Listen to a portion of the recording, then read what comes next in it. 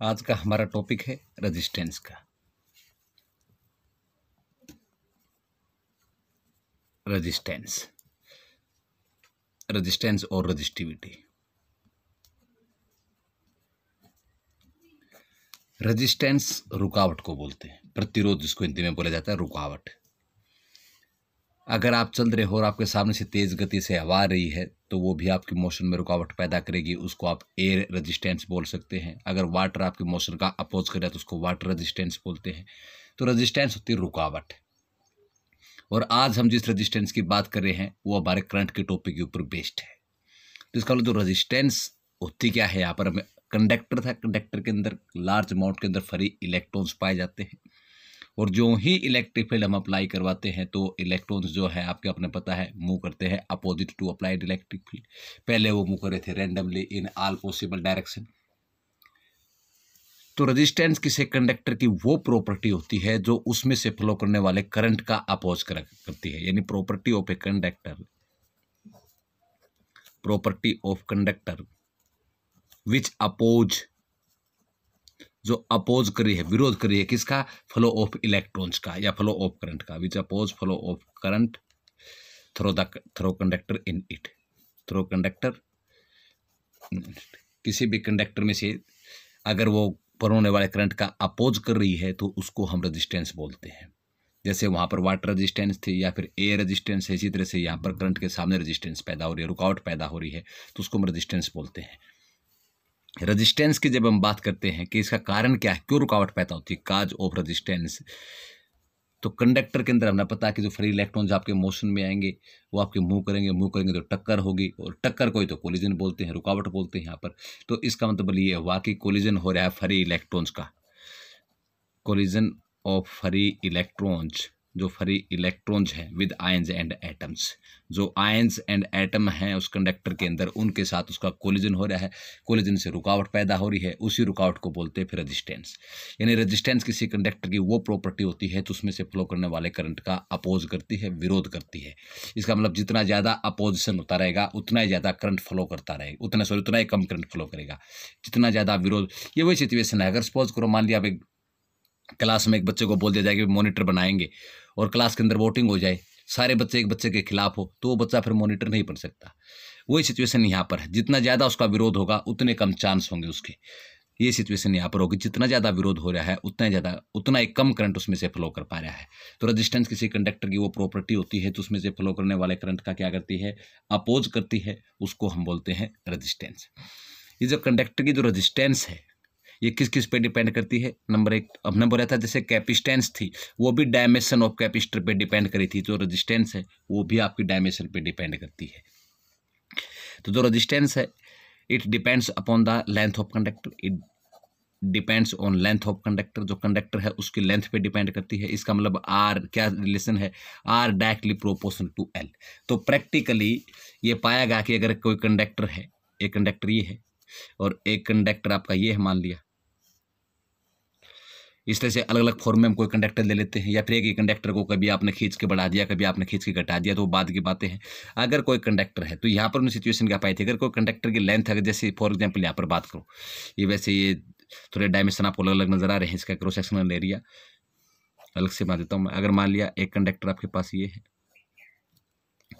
और एक कंडक्टर आपके पास ये है, सेम लेंथ है लेकिन जो क्रॉस सेक्शनल एरिया है वो एरिया जहाँ से क्रॉस होते हैं वो एरिया आपका अलग अलग है, लेंथ सेम है यहाँ पर, यानी L1 बराबर है L2, या लेंथ ऑफ कंडक्टर A बराबर है लेंथ ऑफ कंडक्टर B, आप जैसे बोलोगे।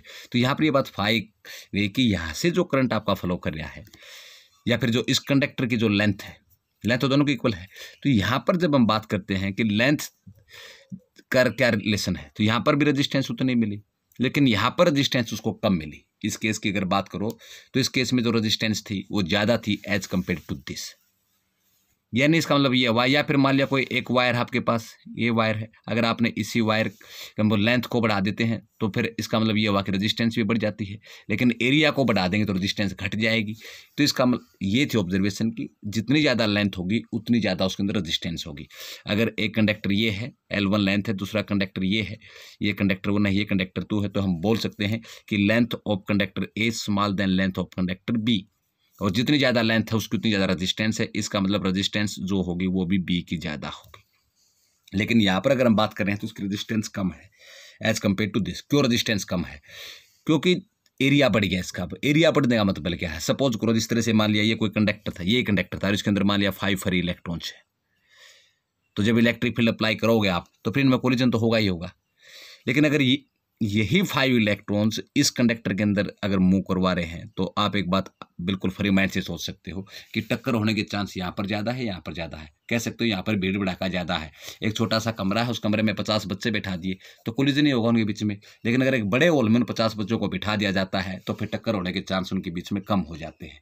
या मान लिया एक रूम का दरवाज़ा छोटा है, उस दरवाजे से अगर ज़्यादा बच्चे निकल रहे हैं तो पॉसिबली नहीं भीड़ भड़ाका ज़्यादा होगा उसमें से। अगर उसी दरवाजे जो डोर है आपका, अगर उससे हम बढ़ा देते हैं, चौड़ा कर देते हैं, थोड़ा सा और वाइड कर लेते हैं उसको, तो फिर वो बच्चे आसानी से निकल जाएंगे। तो इसका मतलब ये है कि एरिया बढ़ने से कोलिजन के चांस कम हो जाते हैं और कोलिजन के चांस, कोलिजन को एक रेजिस्टेंस बोलते हैं, तो उतना ही कम रेजिस्टेंस होगा। तो एक बात और यहाँ से, अच्छा यहाँ पर एक लोकल एग्जाम्पल पूछी जाती है, लोकल। और ये बात मैं क्यों बता रहा हूँ आपको? क्योंकि मेरे से खुद प्रैक्टिकल में ये पूछा गया था कि बेटा एक मोटी तार है और एक पतली तार है। डायरेक्ट ऐसे ही पूछा गया था, एक मोटी तार है, पतली तार है, मैं बताओ किसी में से करंट ज़्यादा फ्लो करेगा। तो यहाँ से फिर हम वो बातें निकल के आती हैं। जैसे ये मोटी तार है, मोटी मतलब जिसका एरिया थिक, यानी थिक वायर, कोई थिक वायर है तो इसकी रेजिस्टेंस कम होगी क्योंकि यहाँ पर कोलिजन के चांस कम होंगे। और ये आपके पास थिन वायर है तो यहाँ पर कोलिजन के चांस ज़्यादा है, तो इसका मतलब रेजिस्टेंस इसकी ज़्यादा है। और जितनी ज़्यादा रेजिस्टेंस होगी उतना कम करंट होगा, अपोजिशन करेगा। तो यहाँ पर ये डायमेंशन के थ्रू डिपेंड करता है। तो इसका मतलब ये हुआ कि जो रेजिस्टेंस है आपकी वो डायरेक्टली प्रोपोर्शन होती है लेंथ के और इनवर्सली प्रोपोर्शन होती है वो क्रॉस सेक्शनल एरिया के। इन दो चीज़ों पे डिपेंड करती है आपकी रेजिस्टेंस। पहली बात तो ये है। तीसरी आपकी रेजिस्टेंस किस पे डिपेंड करती है? ये डिपेंड करती है पहले टेम्परेचर पे। थर्ड जो प्रॉपर्टी है आपकी रेजिस्टेंस डिपेंड ऑन टेम्परेचर। अब टेम्परेचर के ये डायरेक्टली एक इनवर्सली मैंने नहीं दिखाया, ये एक अलग टॉपिक है कि कंडक्टर के केस में अलग सिचुएशन होगी, सेमीकंडक्टर और इंसुलेटर में अलग होगी। इसलिए मैंने बता दिया डायरेक्ट कि आपके 3 चीज़ों का प्रभाव पड़ता है। तो टेम्परेचर का प्रभाव तो हम बाद में पढ़ेंगे कि कैसे पड़ता है। एक तो लेंथ पे डिपेंड करती है, दूसरा क्रॉस सेक्शनल एरिया पे। इन दोनों इक्वेशन को हम कंबाइन करेंगे तो आर डायरेक्टली प्रोपोर्शनल हो जाएगी L/A के बराबर। फिर इस क्वांटिटी को हटा के कोई ना कोई हम कॉन्स्टेंट क्वांटिटी और लगाते हैं, जैसे ओम्स लॉ में भी लगाई थी हमने या फिर कैपेसिटर केस में लगाई थी, तो वो होती है रो। बाकी आ गया L/A यू का यू। इस रो को क्या बोलते हैं? इसको बोलते हैं रजिस्टिविटी। रजिस्टिविटी या स्पेसिफिक रेजिस्टेंस या फिर कफिशिएंट भी बोल देते हैं इसको, स्पेसिफिक रेजिस्टेंस। ये स्पेसिफिक रेजिस्टेंस जो होती है ये सिर्फ डिपेंड करती है किसके ऊपर? डायमेंशन, नेचर ऑफ मटेरियल के ऊपर। नेचर ऑफ मटेरियल यानी जिस कंडक्टर की हम बात कर रहे हैं उस कंडक्टर किस मटेरियल का बना हुआ है। भाई कॉपर का है, गोल्ड का है, किसी और मटेरियल का हो आपके पास, या कोई एलॉय का बना हुआ है। तो कहने में वैसे तो कंडक्टर तो होते ही प्योर कंडक्टर तो गुड है, सॉरी जो मेटल्स होते हैं गुड कंडक्टर होते हैं, एलॉय तो हम यूज़ करते हैं नहीं इसके अंदर। तो यहाँ पर हमने बात की है कि ये जो क्वांटिटी है आपके जो कांस्टेंट के रूप में आपने यूज़ की है, तो ये रजिस्टिविटी या स्पेसिफिक रेजिस्टेंस बोलते हैं, जो नेचर ऑफ मटेरियल पे डिपेंड करती है या फिर हम कह सकते हैं कुछ एक्सटर्नल कंडीशन के ऊपर डिपेंड करती है। एक्सटर्नल कंडीशन पे, ये डायमेंशन पे डिपेंड नहीं करती लाइक रेजिस्टेंस की तरह। ये डिपेंड करती है एक्सटर्नल कंडीशन, जैसे टेम्परेचर या प्रेशर की एक्सटर्नल कंडीशन हुई या फिर नेचर ऑफ मटेरियल पे। तो इन पे डिपेंड करती है ये, न कि डायमेंशन पे।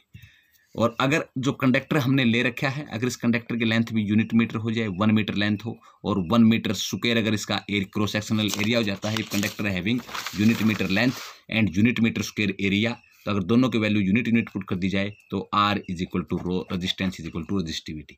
इसका मतलब रेजिस्टिविटी को हम डिफाइन कर सकते हैं कि the property of the material of that conductor. उस कंडक्टर के मटेरियल की प्रॉपर्टी है ये कि कंडक्टर किस धातु का बना हुआ है। रेजिस्टेंस बता रही है कितना अपोज हो रहा है, ये बता रहा हो किस मटेरियल का बना हुआ है, having unit metre length and unit metre square area. तो अगर उस कंडक्टर की यूनिट मीटर लेंथ है, यूनिट मीटर स्क्वायर एरिया है, या फिर कह सकते हैं 1 मीटर क्यूब वॉल्यूम है, क्योंकि एरिया इंटू में लेंथ तो मीटर बने वॉल्यूम में बनेगा, तो आप सिंपली हम कह सकते हैं कि conductor having unit metre length and unit metre square area, तो रेजिस्टेंस = रेजिस्टिविटी। तो रेजिस्टेंस रेजिस्टिविटी के बराबर हो जाएगी। अगर दोनों में कुछ डिफरेंस देखें रेजिस्टेंस और रेजिस्टिविटी में, तो रेजिस्टेंस रेजिस्टिविटी, रेजिस्टेंस कंडक्टर की प्रॉपर्टी है, it is the property of conductor जो अपोज करती है फ्लो ऑफ करंट का थ्रू इन इट। जबकि रेजिस्टिविटी प्रॉपर्टी है उस मटेरियल की, मटेरियल ऑफ कंडक्टर, कंडक्टर किस मटेरियल किस धातु का बना हुआ आपका। जितनी लो रेजिस्टेंस है या जितनी कम रेजिस्टेंस है उतना गुड कंडक्टर है। जैसे सिल्वर को हम गुड कंडक्टर मान के चलते हैं, मिनिमम रेजिस्टेंस पाई जाती है इसकी। कंडक्टर की प्रॉपर्टी है, मेटल की प्रॉपर्टी है। रेजिस्टेंस जो होती है it depends on dimension, it depends on dimension. Dimension का मतलब क्या है, लेंथ और एरिया। तो ये लेंथ और एरिया पे डिपेंड करती है। इसका मतलब लेंथ बढ़ती रहेगी, रेजिस्टेंस बढ़ती रहेगी, रेजिस्टेंस बढ़ती रहेगी तो करंट घटता रहेगा, यहाँ पर ध्यान रहे।